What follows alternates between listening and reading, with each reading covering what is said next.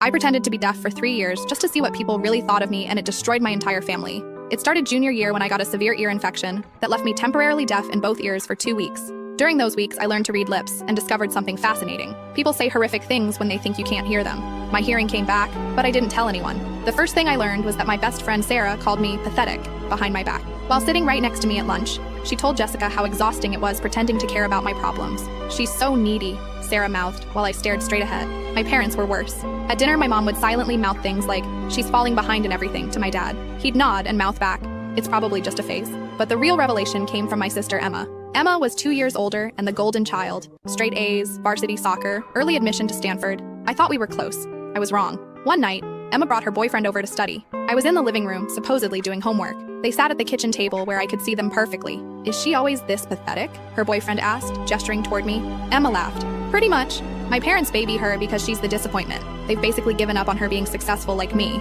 Doesn't that bother you?" "Are you kidding? It makes my life easier. They expect nothing from her, everything from me." I kept my face neutral, but inside I was planning my revenge. For 3 years, I documented everything.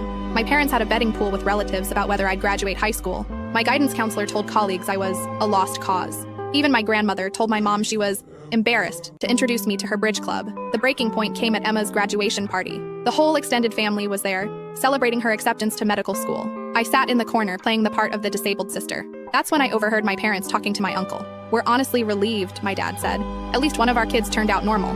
We can focus our college fund entirely on Emma's medical school now." My mom nodded. "The deaf one will probably qualify for disability benefits anyway. We don't have to worry about her future anymore." They were planning to abandon me financially because they thought I was disabled. I stood up, walked to the center of the room, and clapped my hands loudly. "Can everyone hear that?" I asked clearly. The room went silent. Emma's face went white. "Because I can hear everything," I continued. "Every cruel word, every whispered insult, every plan you've made behind my back for 3 years." My mother's mouth fell open. "What do you mean?" "I mean, I've been able to hear perfectly since junior year. I just wanted to see what kind of people my family really were when they thought I couldn't hear them." I pulled out my phone and played a recording. My parents discussing how much money they'd save by not sending the defective one to college.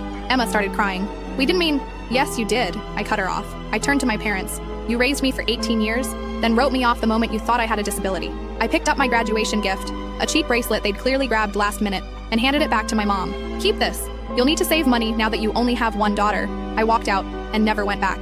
5 years later, I'm finishing my master's degree in psychology. Emma dropped out of medical school after 2 years. Turns out she couldn't handle pressure without her parents doing everything for her. They've tried reaching out, claiming they misunderstood what I heard, but I have 3 years of recordings that say otherwise. Sometimes people ask if I regret the deception. The answer is simple. I regret that it was necessary, but I learned the most valuable lesson of my life. When people show you who they really are, believe them, even when they think you can't hear them.